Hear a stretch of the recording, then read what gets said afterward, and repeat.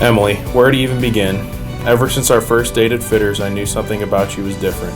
I knew that there couldn't be anyone in this entire world that would make me smile the way you did. You quickly became my entire world, and that has not changed one bit today. I cannot wait to start a family with you. Your drive to be better each day makes me know you will be a great mother someday. You will make me the most proud father in the world. Your will to succeed in life makes me love you more and more each day. There is no one in this world I would rather spend the rest of my life with.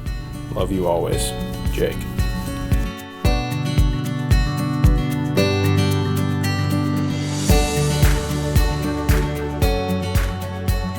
Jake, everybody used to tell me that I'd find my husband when I went to college, but I didn't understand what they were talking about until I met you during my sophomore year.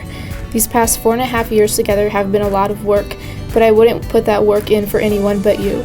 I would do anything for you, and I love that you do the same for me. You are my best friend, and I'm looking forward to spending the rest of my life with you, laughing, crying through the good times and the bad. You are going to make the best dad one day, and I can only pray that our child is as hardworking, determined, and selfless as you. But until then, let's get married. Forever yours, Emily.